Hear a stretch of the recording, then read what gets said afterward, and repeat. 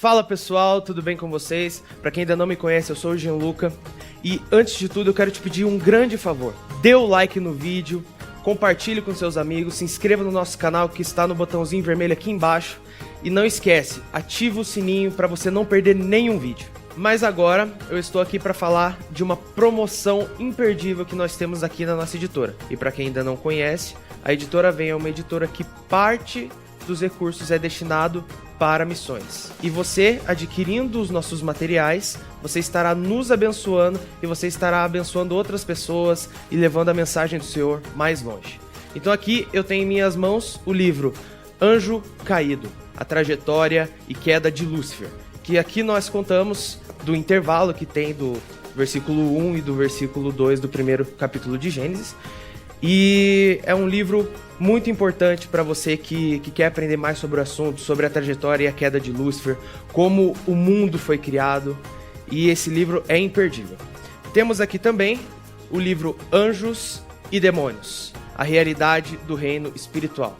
Podemos dizer que esse daqui é um manual para o crente para saber como enfrentar suas guerras, como enfrentar suas batalhas. É um livro muito completo, um livro muito didático, que aqui fala sobre o Rei Bruxo, fala sobre Lilith e é muito completo para você. E tenho aqui também em minhas mãos o livro Curando os Enfermos em Nome de Jesus. Esse aqui é voltado para aquela pessoa que precisa de alguma cura em certa área da sua vida. Esse livro é essencial para você. E por último, temos a revistinha As Aventuras de Luke, do Pastor Lucas. E para quem não conhece o Pastor Lucas, é o compositor daquela linda música O Pintor do Mundo. E ela é muito bem ilustrada, muito bem desenhada para você, criança, que quer saber como enfrentar as suas batalhas, para aquela criança que tem medo de dormir sozinho. Esse livro é muito importante para elas. Para você que quer presentear o seu filho, seu sobrinho, seu neto, esse livro aqui é muito bom para eles, tá certo? Então, eu falei aqui de 3 livros mais a revistinha por apenas R$ 95. E para você que quiser adquirir esse material, entre agora no nosso site editoravem.com, que está aqui no rodapé do seu vídeo, e adquira já pelo kit Libertação, tá certo? Só lembrando, dê like no vídeo se você ainda não deu, se inscreva no nosso canal e ative o sininho e compartilhe o link desse vídeo com seus amigos, nas suas redes sociais, porque assim você estará ajudando a propagar a palavra de Deus, tá certo? Então fique com essa mensagem e Deus te abençoe. Então Jesus saiu do templo e ao caminhar seus discípulos chegaram mais perto dele para lhe apontar a construção do templo. Ele, entretanto, lhes observou: estáis vendo todas essas coisas? Com toda certeza eu vos afirmo que não ficará aqui pedra sobre pedra, pois serão todas derrubadas. Veja bem, irmãos, o capítulo 24 de Mateus, ele é como se fosse o prefácio de todo o livro do Apocalipse. E ele é dividido em 3 partes, as quais eu quero tentar mencionar aqui hoje, dentro dessa exposição. A primeira vai até o versículo 2, que nós lemos, depois do 3 ao 15, que nós lemos, e depois do 15 ao 31. Eu sei que ele é um capítulo muito grande, até o 51, mas nós vamos tentar fazer até o verso 31, e depois, em outra ocasião, a gente faz do 32 ao 51, tá bom? Em primeiro lugar, nós precisamos entender que, quando Jesus aborda Mateus 24, ele começa respondendo 3 perguntas. Vocês vão se lembrar que quando Jesus chegou em Jerusalém, os discípulos começaram a mostrar a ele as grandezas do templo. E como nós lemos aqui, apontando a Jesus a construção daquele magnífico templo de Salomão, reconstruído por Herodes. E o texto aqui diz que quando Jesus viu a construção do templo, ele joga uma água, e ele diz assim: eu mostro a vocês esse templo. Estão vendo a grandeza desse templo, a majestade desse templo? Pois eu vos digo que não ficará aqui pedra sobre pedra que não seja tirado. Os discípulos ficaram calados, porque aparentemente Jesus estaria prometendo derrubar o templo, mas quando eles se afastam, os discípulos vêm até Jesus e fazem algumas perguntas. No versículo 3, tendo Jesus se assentado no Monte das Oliveiras, os discípulos chegaram até ele em particular e lhe pediram. Veja que nós temos aqui 3 perguntas a serem respondidas a partir de então. Primeira, dize-nos quando acontecerão essas coisas. Que coisas? A destruição do templo, em primeiro lugar. Jesus falou de 3 coisas. Segunda pergunta, quando será o final da tua vinda? E terceira pergunta, qual ou quando será o final dos tempos? Vocês estão vendo no versículo 3. Jesus havia dito, todas essas coisas vão passar, o templo será destruído, vos afirmo que não ficará pedra sobre pedra que não seja tirado. Então agora os discípulos vêm e dizem, Senhor, quando acontecerão essas coisas? Ou seja, quando o templo será destruído? Segundo, qual é o sinal da tua vinda? Em terceiro lugar, qual é ou quando será o final dos tempos? Mediante essas 3 perguntas, que nós devemos interpretar o capítulo inteiro, porque Jesus agora começa, a partir do versículo 4, responder essas 3 perguntas. Não é um capítulo cronológico. Então Jesus ele vai responder de forma meio misturada que quando o templo será destruído, Jesus vai responder quando ele vai voltar, e ele vai responder quando o mundo irá acabar. Ou seja, o final dos tempos. Nós não podemos pegar esse capítulo e pensar o seguinte, isso vai acontecer primeiro, depois isso vai acontecer, depois isso vai acontecer. A intenção de Jesus aqui não é colocar uma cronologia nas profecias. A intenção de Jesus é apenas dizer que elas estão prestes a acontecer. Ok? Não dá para definir. Uma coisa interessante, que a pergunta dos discípulos é, quando o Senhor volta? Eles não perguntaram que dia e hora, mas ele disse quando. E o que é mais interessante, ele responde quando ele volta. Ele só não diz o dia e a hora, mas ele fala sobre o momento, os sinais, as estações. E agora nós entendemos que mediante a resposta dele de quando ele volta, nós sabemos que ele volta mediante ao cumprimento dessas profecias que ele vai dizer. E mediante o cumprimento dessas profecias, seria ou será quando Jesus volta. Então hoje nós temos que discernir o seguinte, quando Jesus volta? Se o próprio Jesus respondeu, e as respostas estão aqui, nós vamos discernir o seguinte, estamos vivendo essas profecias de quando Jesus volta? Se nós estamos vivendo essas profecias de quando Jesus volta, nós podemos saber se ele volta no nosso tempo. Quem está comigo, diga amém. Então vamos à resposta às 3 perguntas, a partir do versículo 4.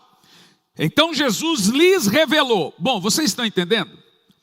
Quando a Bíblia diz que Jesus lhes revelou, ele revelou inicialmente as 3 perguntas, inclusive, quando ele volta.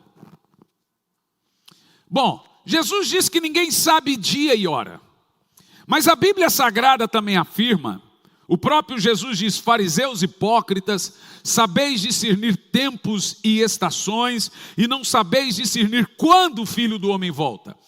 Ninguém sabe dia e hora. Se alguém vier aqui e disser, eu sei o dia que Jesus volta, a hora, ele é um falso profeta. Mas a Bíblia Sagrada nos adverte a não sermos pegos de surpresa, porque ele vem como ladrão da noite e nós não podemos sermos pegos dormindo. Como que nós não seremos pegos de surpresa se não discernirmos o período da sua vinda? Jesus também compara o retorno dele a uma mulher grávida, gemendo com dores de parto, prestes a dar à luz. Ora, senhores, quem aqui não sabe quando vai ter o filho? Todo mundo. Todo mundo que seja mulher. Você só não sabe o dia e a hora. Mas a mulher sabe se é inverno, se é verão, ela sabe o mês, ela sabe, e à medida que vai acontecendo as contrações, ela já vai sabendo dia, e quando está mais perto, hora. E por quê? Porque essas contrações são chamadas por Jesus, e nós vamos vê-las aqui, de princípio das dores, ou dores de parto. E essas dores de parto, à medida que elas intensificam, nós temos que ir perceber, assim como a mulher grávida, identificar se a criança está perto, e identificar até mesmo o dia depois, através dos sinais. Por isso que Jesus, quando eu leio o termo sobre princípio de dores ou dores de parto, eu entendo que as profecias elas são progressivas, assim como as dores de parto. À medida que as dores intensificam, a criança vai se aproximando, ela vai virando dentro da barriguinha, ela encaixa, e ela já vai pôr a cabecinha para o lado de fora, e aí ela nasce. Por quê? Essa é a forma progressiva do nascimento da criança. E Jesus cita a mulher com dores de parto, mostrando que nós devemos identificar as profecias apocalípticas de forma progressiva. Tem hora que elas estagnam, parece que nada está se cumprindo, mas tem hora que elas aceleram. A Bíblia diz que a igreja também pode acelerar a vinda do Senhor. Por exemplo, 2020, 2021, eu acredito que houve um acelerar das profecias. Eu não tenho dúvida disso. Então, a partir do versículo 4, Jesus começa a nos dizer, de forma progressiva, respondendo às 3 perguntas. Primeiro, ele vai responder sobre o templo. Quando o templo seria destruído? Então Jesus lhes revelou: cuidado que ninguém vos engane, pois muitos virão em meu nome dizendo eu sou Cristo, e encaminharão a muitos. Aqui é o seguinte, a palavra Cristo aqui é o termo para a profecia do Messias. Havia na época uma profecia de que o Messias iria reinar e trazer justiça sobre Israel. Então antes de Jesus vir, veio um monte de outros dizendo que era o vulgo Messias. E mesmo depois da sua morte, veio 78 pseudo-Messias. Então Jesus está dizendo o seguinte: vai vir um monte aí depois de mim, dizendo ser o Messias. Eles juntavam 1.000, 5.000, 10.000 pessoas. Não, diz, esse é realmente o Messias. Morriam e não ressuscitavam. E aí descobriam que não era o Messias. Então Jesus começa a responder quando as coisas iriam ficar confusas. Começa dizendo ser o Messias enviado. Vieram 78 depois dele. No verso 5, pois muitos são os que virão em meu nome proclamando eu sou o Messias, eu sou o Cristo, e desencaminharão a muitos. A partir do verso 6, e vós ouvireis de guerras e rumores de guerra, mas não vos desespereis, porque é preciso que todas essas coisas ocorram, mas ainda não é o fim. Agora, o que você precisa entender é o seguinte, a profecia de Jesus aqui, não está numa ordem cronológica, primeiro isso, depois aquilo outro. Ele está respondendo. E ele começa dizendo que um grande sinal de dor de parto para a partir do final dos tempos é nação afrontando nação, rumores de guerra, não literalmente guerras, daqui um pouco ele vai falar delas, mas nações se aprontando e afrontando outras nações, atacando outras nações. E ele continua a nos ensinar sobre isso. Verso 7, porque agora ele fala da guerra. Nação se levantará contra nação, reino contra reino. E aqui ele está falando de nossos dias. E haverá fomes e terremotos em vários lugares. Na época de Jesus, o último terremoto que tinha acontecido tinha sido há 400 e poucos anos atrás, na época do rei Uzias. E um terremoto que media ali 3, 4 graus na escala Richter, e um terremoto que mede 3, 4 graus na escala Richter, naquela época devastava, porque as construções eram de saipro, era bem diferente, não tinha fundações, então qualquer tremorzinho derrubava tudo. Vocês vão se lembrar da história de Pompeia, que, não sei, vocês não eram daquela época, mas está na história.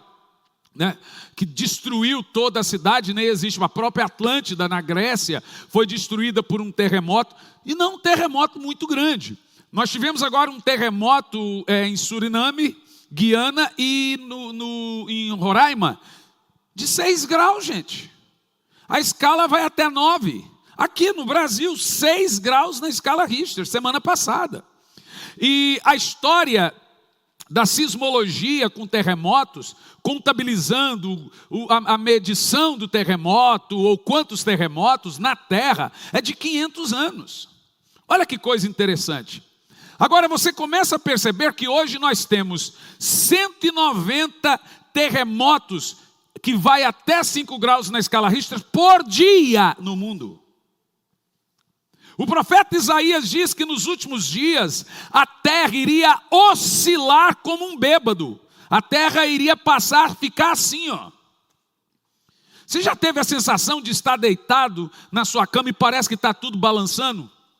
Aí você acorda e fala, será que não é eu que estou tonto? E a coisa continua a balançar. E são sismos de 2 graus, 3 graus. São sismos como numa balança, mas não tão agressivos.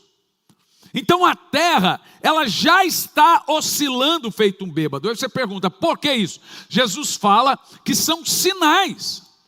Todas essas coisas, gente, são indicativos, para que você não seja pego de surpresa. São as dores de parto. E ele diz assim, ó, fomes e terremotos em vários lugares. Hoje, de cada 10 crianças, 4 estão em estado de inanição. No mundo, é muita coisa. O mundo possui 8 bilhões de habitantes. De cada 10 crianças, 3,9 ou 8 aproximadamente, fiz uma pesquisa rápida ontem no site da ONU, estão em estado de inanição. Não tem água potável, não tem comida. Nós já estamos vivendo dias assustadores. Jesus, quando falou isso, ele falou, olhem para essas coisas, pois elas são indicadores da minha vinda. Essas coisas deveriam existir para que você não fosse pego de surpresa.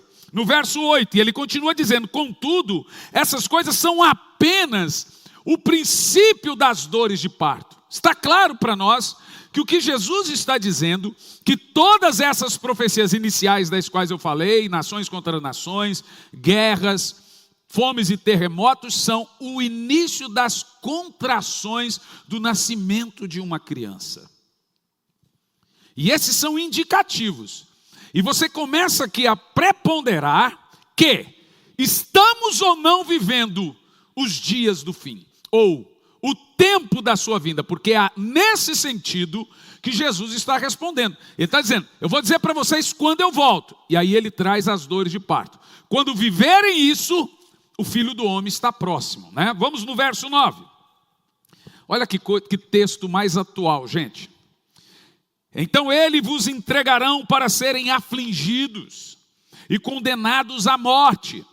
Isso aqui serve tanto para os dias dos apóstolos, como para os nossos dias. E continue. E sereis odiados de todas as nações por serem meus seguidores. Esse é o ponto que eu questiono a escatologia triunfante, que as coisas vão melhorar, que a igreja vai ser querida das nações, que a igreja vai culturar o mundo, que a igreja vai ser a sociologia do mundo, que a Bíblia é um livro de constituição, mas o que eu estou lendo aqui é o contrário.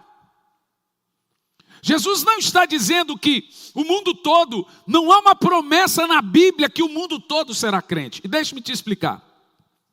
O que é conversão? Conversão é pegar o cara do reino das trevas e transportá-lo para o reino do Filho de Deus.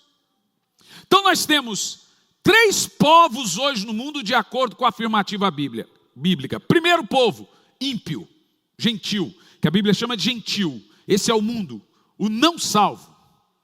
Segundo povo, judeu, ele não é ímpio, não é gentil, ele é judeu. E até que ele tenha a oportunidade de se converter, de acordo com Romanos 11, 25, o evangelho fecha para nós e retorna para o judeu com 2 testemunhas pregando. Até que o judeu tenha a oportunidade de salvação, que ele vai ter essa oportunidade, e os seus olhos estão cegos, de acordo com Paulo, o príncipe desse mundo cegou o entendimento deles. Então eles estão com os olhos tapados, ouvidos e olhos espirituais tapados. Eles continuam sendo um povo.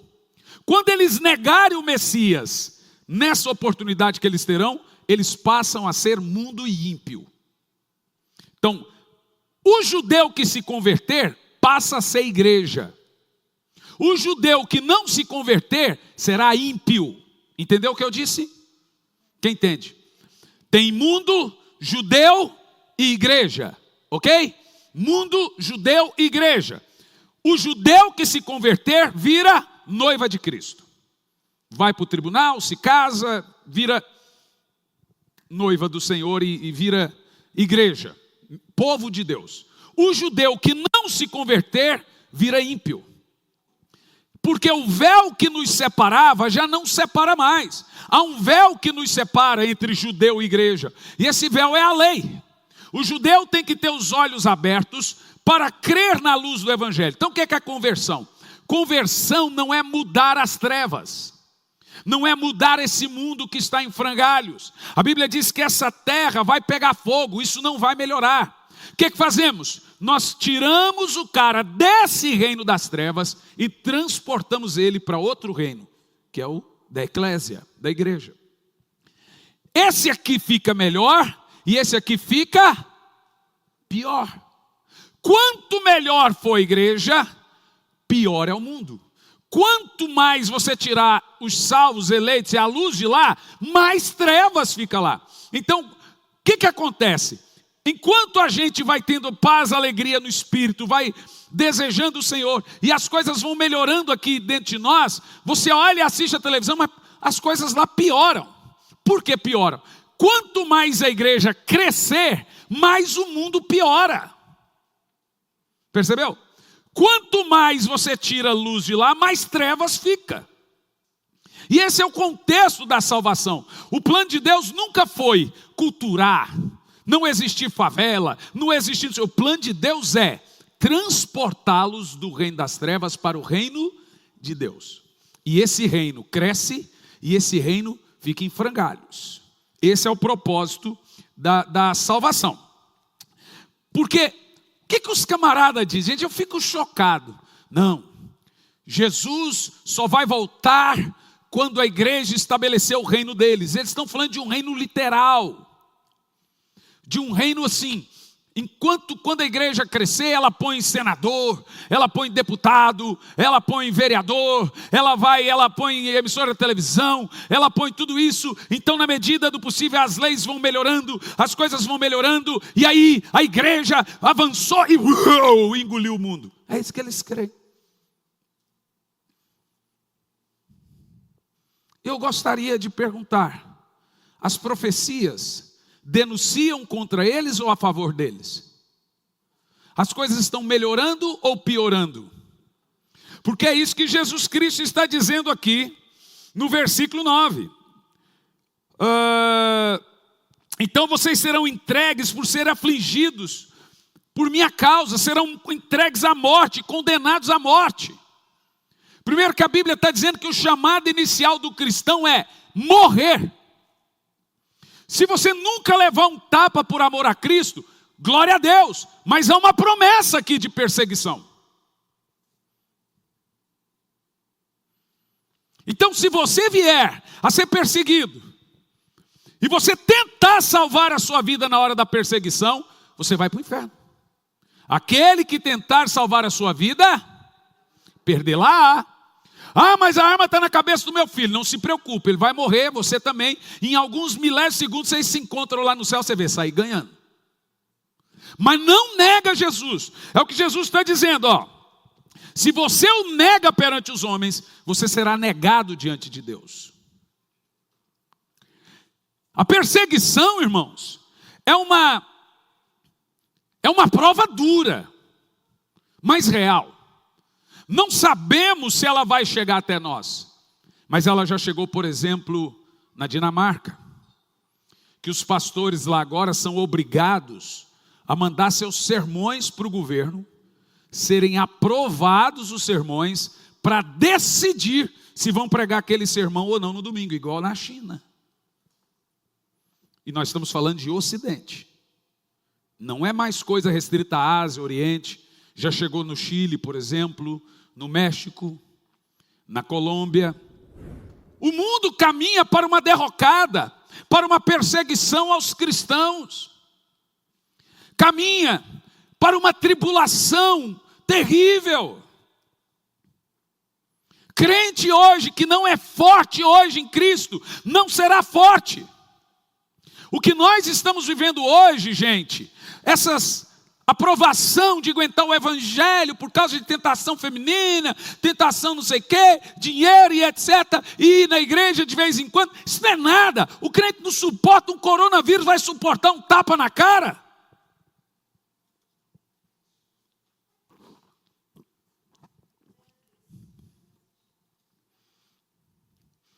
Essas palavras ditas por Jesus são reais. Vos entregarão. Ele não está dizendo quem será entregue, o pastor. Quer ver uma igreja crescer? Prenda os pastores. Eu prefiro os copastores. Os caras não têm filho, não têm mulher. Já pode levar aqui, né? Eu tenho mulher, tenho filho. Então prenda o copastor. A gente vai orar por você, pastor Lorival. Você é solto, pode ficar tranquilo. Mas se você não for, a gente leva comida para você lá. Roupa, livro. É, né? Sei. Mas Jesus está dizendo aqui, gente, preste atenção. Ele não está dizendo que quem vai ser preso são os pregadores, os pastores. Ele diz, todo cristão, testemunha de que você é crente, mete na cadeia. Diga que você não é crente. Você é crente, dá um tiro na cabeça. Crente tem que estar pronto para pregar e depois morrer. Tem uma mensagem minha no YouTube, é pregue. É pregue?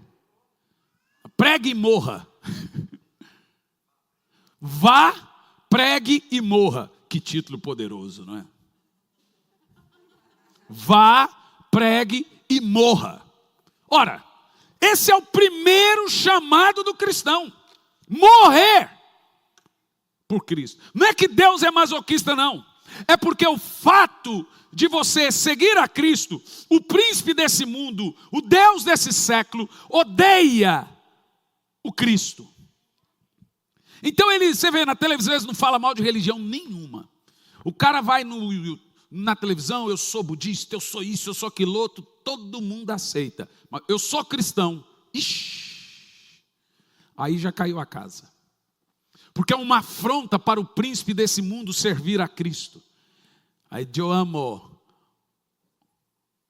um cântico muito belo. El decidido seguir a Cristo. El decidido seguir a Cristo. El decidido. Você tem ela, né, Jair? Prepara ela aí. No vuelo atrás. No vuelo atrás. Se o pastor Lorival não casou no México, no Brasil, não vai mesmo. No versículo 10, gente, presta atenção. Olha que interessante. Jesus diz que na época da perseguição absurda aos cristãos, você tem uma ideia. Hoje morre mais cristãos no mundo do que na época de todo o Império Romano. Que loucura! São 50 mil cristãos por ano. Você já viu a ONU fazer uma resolução? Aquele Tedros Adhanom chegar lá, temos que tomar cuidado. Você já viu alguém lá falar que cristãos estão morrendo? Alguém fazer uma menção? Eu vi 2 caras fazer menção à perseguição a cristãos, só 2. O maluco do Trump e o Bolsonaro da ONU. Só os 2. Também não sei se fizeram por efeito político, que é o colégio eleitoral deles, ou se fizeram com boa intenção, a gente não pode aferir. Mas até hoje, os únicos que falaram de fato de perseguição a cristãos, todo dia, se você me acompanha nas redes, ou eu posto coisa do meu time, ou eu posto coisa de perseguição aos cristãos. igrejas lotadas, o camarada chega de manhã e taca fogo com todo mundo dentro da igreja, aí está lá a manchete, 200 morrem queimados, 200 degolados, 200 decepados, cento e tantas crianças. Isso todos os dias tem uma matéria dessa. E nós tão pouco nos sensibilizamos com esse tipo de notícia. Olha o versículo 10. Nessa época, na mesma época da perseguição, muitos ficarão escandalizados. Eu já preguei aqui uma outra feita sobre o ovo de serpente, que a palavra escandalizado é a palavra grega escandalizo, de onde veio a nossa palavra ofender-se. Quem se lembra? Muitos ficarão ofendidos e trair-se-ão uns aos outros e odiarão mutuamente. Deixa eu te dizer, esses muitos aqui não é o mundo. Jesus está falando para a igreja, esses muitos aqui são os crentes. Muitos entre os crentes irão... Quem pode escandalizar, se ofender um com o outro é crente. Jesus está dizendo que em meio a uma perseguição aos cristãos, em que de um lado cristãos são perseguidos, do outro lado eles começam a brigar uns com os outros. Ora, se não estamos vivendo isso. Ao mesmo tempo que nós vemos 50 mil cristãos sendo martirizados, nós vemos também de um outro lado, onde somos livres, nos odiando, escandalizando, caindo, desviando.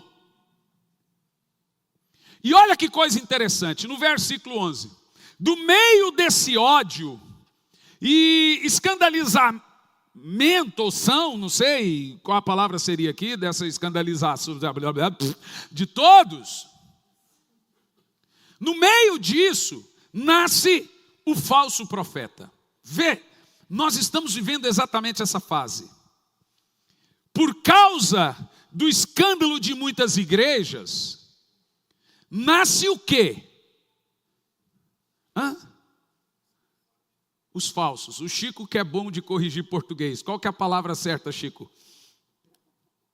No escandalizamento, escandalização, escandaliza o quê, Chico? Vigia, Chico. Essa não existe, né? Podemos inventar então. Escandalizadora. Pronto. Teacher. Ju, não existe a palavra, né? Pronto, escandalização. Então veja bem, irmãos. Olha que coisa interessante. Do coração do crente com ódio e amargura, que é germinado a pregação do falso profeta. O crente que ouve falso profeta normalmente é um crente amargurado e ofendido. Ele se cerca de novas ideias, de mestres que falam de acordo com o que eles pensam. Aí nasce o famoso desigrejado, desviado. Porque ele está ofendido, e o ofendido, ferido, eu já preguei sobre isso, não vem ao caso, ele é presa de falso profeta. No verso 12, por causa da multiplicação da maldade, o amor da maioria se esfriará. Essa palavra amor aqui é amor ágape. Só um no mundo possui amor ágape, só o salvo. Jesus está dizendo que não é o amor eros, filéus, não é o amor humano. Ele não está apontando o canhão para o mundo. Ele está dizendo que nos últimos dias seria normal os cristãos esfriarem o amor para com Deus e o amor uns para com os outros. No mundo nunca teve amor, mas entre nós deveria ter. No verso 13, Jesus diz: aquele, porém, que permanecer até o fim, será salvo. Aqui Jesus já destrói uma heresia que vem do poço do abismo, que não importa o que você esteja fazendo, se você um dia confessou Jesus com a sua boca, você está salvo. Que uma vez salvo, salvo para sempre. Essa semana eu vi um pastor dizendo que mesmo que o cara não vá na igreja, se ele crê que Jesus é Senhor, ele está salvo. Gente, não funciona assim. Em Marcos 16 diz: quem crer e for. Então o primeiro passo não é levantar a mão e dizer que crê em Jesus. Tem que ser batizado. E aí Jesus ainda diz: e tem que permanecer. Então o cristianismo é, fui ali, me batizei, agora creio em Jesus e agora estou salvo. Não, cristianismo é crer em Jesus, se batizar e permanecer até o fim. Jesus disse, diante desses sinais, aquele que perseverar até o fim, aguentar a perseguição, aguentar essa apostasia, porque ele fala da apostasia aqui de escandalizar, desviar, odiar uns aos outros, seguir falsos profetas, mas eu não sigo falso profeta, eu fiquei ferido, magoado, mas eu permaneço firme, eu serei salvo. O versículo 14 tem que ter uma boa explicação e aplicação, ele diz, e este evangelho do reino será pregado em todo mundo habitado. Preste atenção. Jesus não está dizendo que todo mundo do mundo será salvo ou irá aceitar o evangelho. É aqui que as pessoas amarram o seu burrinho pardo. Em nenhum momento Jesus diz que todo mundo iria conhecer o evangelho ou se converter. Ele diz, o evangelho seria pregado em todo mundo habitado, como testemunho às nações, então chegará ao fim. O que Jesus está dizendo é que o evangelho teria acesso. Agora me digam os senhores, se nós já não vivemos isso. Todo canto do mundo hoje já tem acesso ao evangelho. Então deixa-me te explicar esse contexto de uma outra forma. Jesus diz assim, ide por todo mundo, pregar o evangelho a toda criatura, começando em Jerusalém, Judeia, Samaria e aos confins do mundo. Aí nós fazemos uma parafrase com o verso 14. Os confins do mundo seria o evangelho pregado em todo o mundo. Ok, gente? Ele sairia de Jerusalém, saiu com ele os discípulos, no caso os 12, e caminhou pela Judeia, Samaria, e foi até os confins do mundo. Jesus disse que quando o evangelho fosse pregado até os confins do mundo, então viria o fim. Agora vamos lá fazer um mapeamento geográfico, missiológico aqui. Aonde seria o tal dos confins do mundo dito por Jesus? É só você ver na história qual foi o último continente a ser descoberto. Aonde tinha o título de quinto dos infernos? Aonde tinha o título de o fim do mundo? O Papa foi considerado o Papa do fim do mundo. Você vê uma alusão à Argentina e também todo o resto. É evidente que quando Jesus fala do evangelho ser pregado em todo mundo habitado, em todo mundo possível, fazendo alusão a Atos 1 e 8, em Marcos, Jerusalém, Judeia, Samaria e confins da terra, ele está apontando para nós. Um local ainda não conhecido, as Américas. Isso mostra, gente, que em termos de mapeamento missiológico, o evangelho já chegou aos confins da terra. O que precisa hoje na Ásia é uma reevangelização, é uma repregação, e o evangelho vai voltar para lá de acordo com Romanos 1 e 25. Mas nós estamos vivendo hoje o evangelho dos confins do mundo. Não há outro continente para o evangelho chegar de forma inédita. A Oceania. Oceania foi feito um continente, mas durante muitos anos era a Ásia. Não há um continente virgem do evangelho. Há valados, há lugares longínquos, tribos, isso sim, virgem do evangelho. Nós temos hoje 8 bilhões de habitantes. Eu acho que nós temos muito mais pessoas que não conhecem Jesus do que pessoas que conhecem Jesus. Mostrando que a promessa de Jesus não é que esse mundo todo iria se converter, põe na sua cabeça, é que o mundo todo iria de alguma forma saber, ouvir. Ele não diz que as pessoas do mundo todo iriam ouvir, ele diz que os continentes, o mundo, o evangelho chegaria ao mundo habitado. não todas as pessoas do mundo. Vocês compreendem? De fato, seguindo aqui o cronograma e o mapeamento de Jesus, profético, que ele diz, diante disso eu volto nessa época, nós estamos até agora nos encaixando. Agora vamos ao verso 15, porque agora muda a fase do capítulo.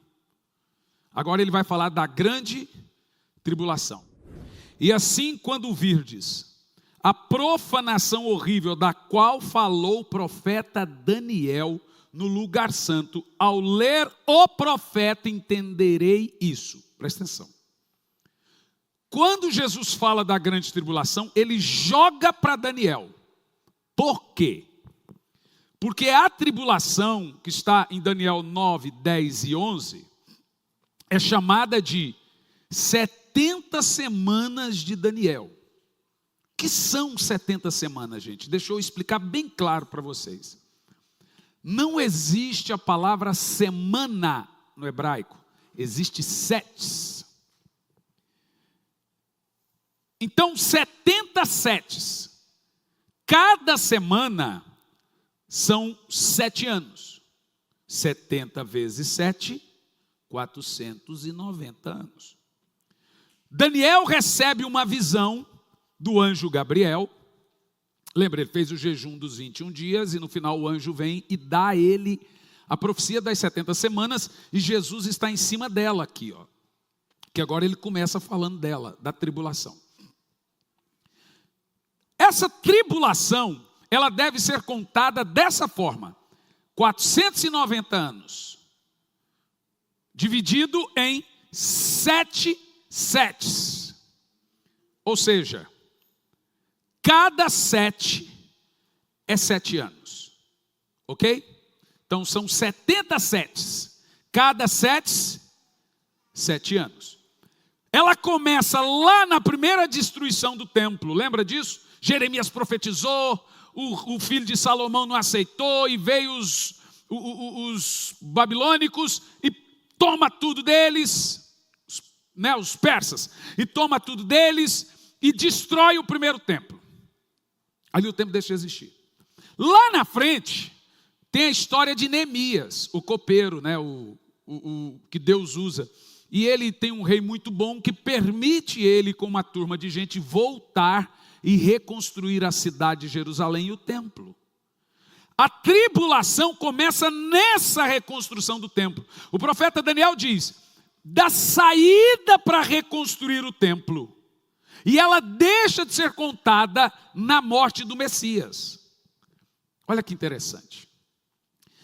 A tribulação, ela vem para algumas finalidades. Primeira, cessar a iniquidade entre o povo de Israel. Então diz, 70 semanas, entenda 70 setes, cada semana, 7 anos. 70 semanas estão determinadas contra Israel. Israel são bruxos, feiticeiros, desvia de Deus, então Deus enviou uma provação para eles, para purificá-los, cessar a profecia, para que eles se santifiquem. A prova é isso, purificação. Não precisava, mas eles não obedeceram. Então ela começa a ser contada na reedificação do templo. A partir dali, de Neemias, tudo já é grande tribulação. Quem está entendendo?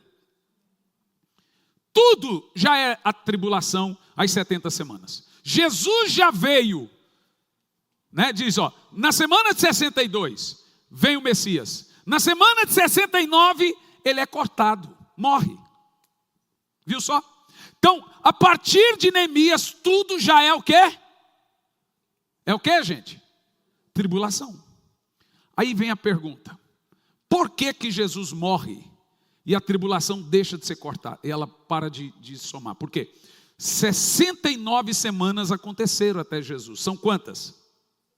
Quantas? Cada semana? 7 anos. 69 semanas foram contadas até Jesus. Por que falta uma? Simples. Jesus vai falar aqui por que falta uma. Verso 15. Agora o 16. Então os que estiverem na Judéia, fuja para os montes. Aqui ele está falando por que a semana deixou de ser contada. Presta atenção. Quem estiver sobre o telhado de sua casa, não desça para retirar coisa alguma. Aquele que estiver no campo, não volte para buscar a túnica.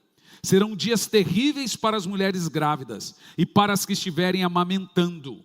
Orai para que a sua fuga não ocorra durante o inverno nem no sábado, porque haverá nessa época grande tribulação, como jamais ocorreu desde agora e nunca haverá. Paramos no verso 21. Aqui Jesus está explicando porque que a semana deixou de ser contada. Funciona assim. 40 anos depois da morte de Cristo, no ano 70, um general chamado Tito chegou na sexta-feira de manhã com vários cavalos e se escondeu dentro de Jerusalém. Porque a partir das 18 horas as portas fechavam porque era o sábado e ela só abriria às 18 do sábado. A partir do momento quando eles estiverem dentro de Jerusalém, ia ser um massacre. O que o general romano queria? Ouro. Só que o judeu tinha por cultura por colocar todo o ouro no templo. Então o ouro estava tudo entre pedra e pedra. O templo foi construído com todo o ouro. E ele foi lá atrás do ouro. Quando fecharam os portões, amanheceu o sábado, Flávio Jósefo e também judaeus escreveu, historiadores, dizendo que os cavalos dos soldados romanos escorregavam com o sangue dos judeus. Eles pegaram as mulheres grávidas e tiraram as crianças na faca e jogavam no fogo. Aqui, Israel some do mapa. Se a tribulação vem para Israel, sem Israel não tem. Até lá tinha quantas semanas? Faltando uma única semana.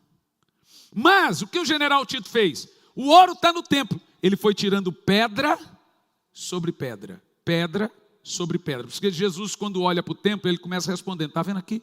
Não vai ficar pedra sobre pedra que não seja tirado. Não é ele que iria destruir o templo. Ele está dizendo que aquele templo que os seus discípulos estavam mostrando as glórias do templo, falou: isso aqui vai tudo cair daqui uns dias. 40 anos depois da morte de Cristo, no ano 70, o general Tito destruiu a cidade, levou mulheres, estuprou mulheres, e a outra metade foi para o exílio. Jerusalém, a cidade, o judeu, acabou, sumiu. Não acabou como etnia, porque Deus preservou a raça. Mas Israel sumiu, aí depois vocês veem na história, vem as cruzadas, os otomanos tomam a cidade, depois os católicos tomam os otomanos e etc.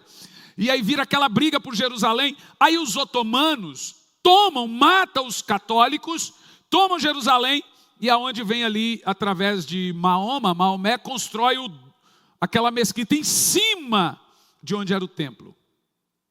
Por isso que tem a Jerusalém Oriental e Ocidental, árabes e judeus no mesmo lugar. Por causa dessa briga entre cristãos, católicos, e os otomanos, que na época eram os turcos, e os turcos apoiando e deram a cidade para os árabes. E aí ali que sumiu Israel do mapa, gente. Só que a tribulação de 70 semanas, 490 anos, ela é para Israel.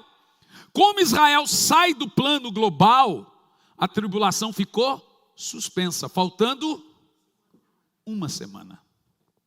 Aí eu te pergunto, em 14 de maio de 1948, por um brasileiro, agora me esqueci o nome, teacher, Oswaldo Aranha, obrigado. Israel volta a ser nação. Aí eu te pergunto, com Israel no mapa, pastor Mário, não era para voltar a tribulação? Responda, gente. Por isso que Israel está no cenário todo dia. Uma naçãozinha desse tamanhozinho não sai do jornal. Porque Israel e o céu é o calendário de Deus. Deus anuncia suas profecias através de Israel e o céu. Você quer saber o que está acontecendo no mundo? Fica atento às notícias em Israel e o céu. Sol, lua e estrelas. Deus põe seu calendário através dessas duas coisas. Israel volta a existir, 6 milhões de judeus morreram, 14 de maio de 48, Oswaldo Aranha na ONU, assina o voto de Minerva, né? E aprova a resolução de Israel como nação. E foi uma vergonha, porque Churchill enganou todo mundo. Toda a terra seria de Israel, mas Churchill voltou atrás e deu um pedacinho, enganando os judeus. Aquele pedacinho, aquilo não é nada. A terra de Israel vai de Canaã ao Eufrate, gente. É a terra que Davi pagou para Araúna, que Deus deu para Abraão. E ele fica ali escondidinho no mapa. Aquilo ali era um quartinho. E por que a tribulação não volta a ser contada aí? Porque existia um mistério escondido. No Velho Testamento, Paulo fala desse mistério que não foi revelado, ninguém viu. Eles viam o trono vazio, mas não sabia de quem era. Esse mistério escondido não era o Cristo. O mistério escondido era a igreja. Oh, eu fico maravilhado com o plano de Deus. A igreja vem o tempo da graça. Como a tribulação não é promessa e nem profecia para a igreja, ela não pode voltar a ser contada enquanto a igreja estiver na terra. Porque a tribulação é para Israel. Então funciona assim. Sem a igreja na terra, a tribulação volta a ser contada e falta uma semana de quantos anos? 7 anos. Entendeu agora o que Jesus está dizendo? Então a igreja tem que sair primeiro para a última semana de Daniel. Então quando você pega Mateus 7,14, quem é essa multidão que vem de grande tribulação? Gente, a tribulação vem contando até a morte de Jesus. Jesus já estava nela, mas ela deixou de ser contada. Agora a última semana, Jesus vai falar da última semana aqui, ó. Verso 22. Veja como não é cronológico. Ele respondeu o templo, agora ele vai responder quando ele vem e quando é o fim do mundo. E se aqueles dias não tivessem sido abreviados, nenhuma carne seria salva, mas por causa dos eleitos serão encurtados. É por causa da igreja. Você viu essa notícia que a terra está girando esse ano mais rápido que o ano passado? Então, Feliz Natal para vocês. Verso 23. E se alguém vos anunciar, Cristo está ali, não acrediteis. Olha o 24, gente. Vocês devem analisar Mateus 24 sobre essa ótica. Jesus está dizendo, eu venho quando isso estiver acontecendo. Pois se levantarão falsos cristos e falsos profetas, e apresentarão grandes milagres e prodígios, e, se possível, iludir até mesmo os salvos.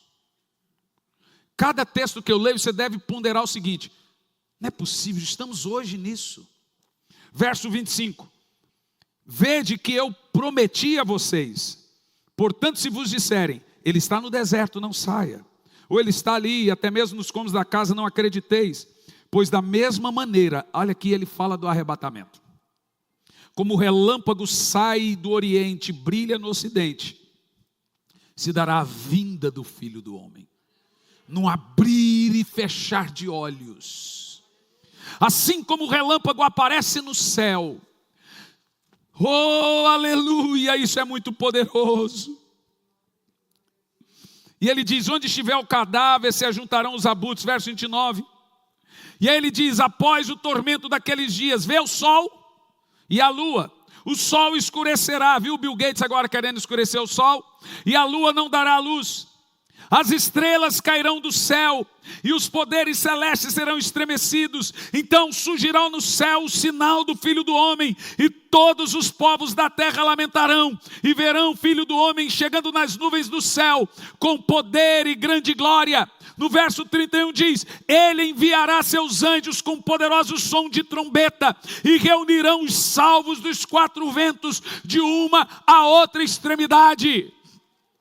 O relato que nós temos aqui, aleluia, é de um retorno glorioso do Senhor.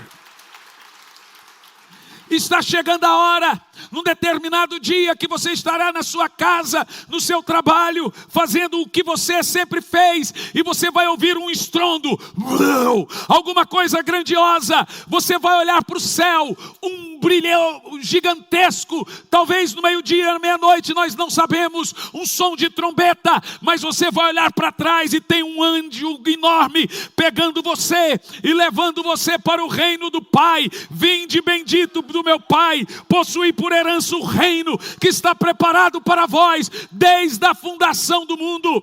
O apóstolo Paulo diz: nem todos dormiremos, mas todos seremos arrebatados, porque o mortal se veste de imortabilidade, o corrupto se veste de incorruptibilidade, mas nós, Paulo diz isso em 1 de Paulo, Tessalonicenses 4, 16, 17 e 18, nós os que estivermos vivos não precederemos aos que dormem.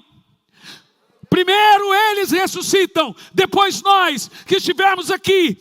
Imagina um anjo pegando você assim, ó, por baixo dos suas axilas e levando você para o céu. Nós estaremos prontos, porque, meus irmãos, está chegando a hora. Jesus disse que os seus anjos, aleluia, irão ao som da trombeta reunir os seus eleitos.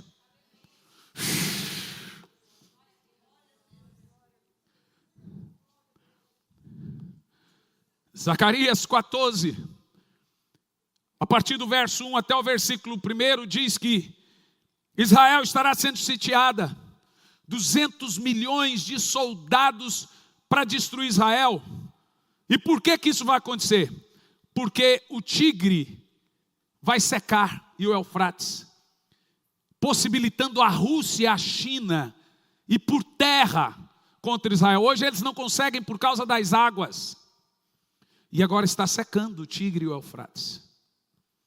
A Bíblia fala que quando secar, 200 milhões de soldados, Rosh, vocês estão assistindo o index bíblico aí na novela, Cush, Rosh, Gomer, Togarma, é tudo index, Sem, Cã, Jafé, Sete, é o index da população do mundo. Os filhos de Rosh, de Togarma, Togarma é Turquia, de Gomer, todos eles, são os chineses, árabes, vão caminhar contra Israel e pelejar. Israel será sitiada e será varrida definitivamente. Mas quando estiver perto da aniquilação dos judeus, o céu se abre. Zacarias escreve assim para o povo de Israel: fugi para os vales dos meus montes, se escondam embaixo dos meus montes, como fizeram nos dias do terremoto, rei Uzias. Se escondam nas minhas asas. É como uma galinha juntando seus pintainhos debaixo das asas. O Senhor diz: quantas vezes eu quis vos ajuntar como uma galinha. Ajunta os seus pintainhos e os judeus estarão embaixo. A Bíblia diz que ele vai voltar em cima do Monte das Oliveiras. E os seus pés estarão no Monte das Oliveiras. Embaixo dos seus pés vai abrir um vale. É onde Israel vai esconder dentro daquele vale. Nesse momento, Apocalipse 19, versículo 11 em diante diz que o céu se abre. Jesus vem montado de vermelho, que é a cor do sangue dos mártires. E ele vem com seus santos, que é a igreja. Zacarias diz: virá o Senhor meu Deus e toda a sua noiva, toda a sua igreja com ele para a peleja. Os céus irão rasgar de fora a fora. A internet vai mostrar, a televisão vai mostrar a noiva de Cristo e o Cristo descendo para vencer a batalha do Armagedon. É isso que Jesus está nos enviando, nos ensinando aqui.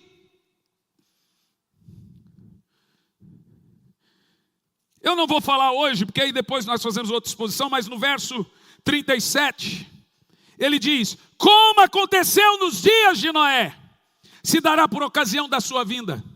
Por que ele diz? Porque nos dias de Noé, que antecederam o dilúvio, o povo levava a vida normal.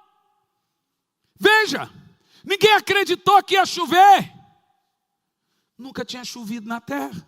Não, pastor, mas a novela diz choveu. Fica com a novela, eu fico com a Bíblia, tá? O que é chuva, gente? Mas Noé dizia, vai chover. Mas a Bíblia Sagrada diz aqui, as pessoas nem notaram que chegou o dilúvio. E levou a todos assim.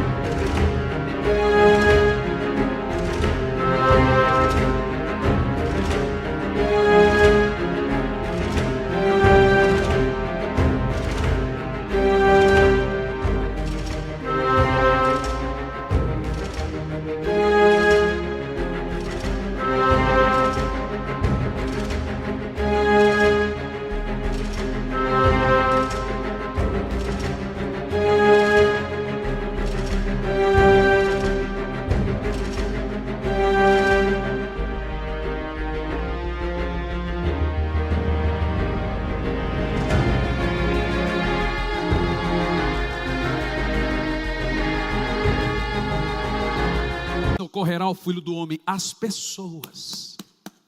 Pois há um Noé aqui dizendo, vai chover. E o Senhor manda você estar na arca. A arca na Bíblia é um tipo da igreja. Aqui dentro tem fezes de animais, aqui dentro tem briga, aqui dentro tem de tudo, mas lá fora tem morte. Se é para cair, cai dentro da arca. Não caia de fora. Lá não tem esperança. Porque o Senhor está dizendo aqui, que nós seremos, aqui vem o termo arrebatamento, diz aqui, ó, 2 estarão no campo, um será arrebatado e o outro deixado. Você está lendo comigo a palavra arrebatado? Aleluia! Uou! Uou! 2 estarão no moinho, um será arrebatado e o outro deixado. 2 estarão numa cama, um será arrebatado e outro deixado. É igual a parábola das virgens, 10 virgens, 5 sobe e 5 fica. Isso é indicativo.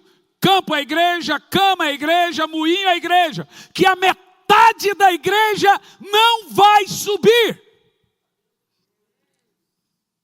10, 5 fica, 2 no moinho, 1 fica. 2 numa cama, 1 fica, sabe por quê? Porque tem aqueles que cristianismo é rastejante, é pesaroso, bom mesmo é curtir o mundo, não, irmão. Bom mesmo é ficar firme até o fim, porque vai chegar a hora que nós vamos ver o nosso Senhor face a face, aquele rosto reluzente, o cabelo branco como a neve, os olhos como chama de fogo, e Ele vai...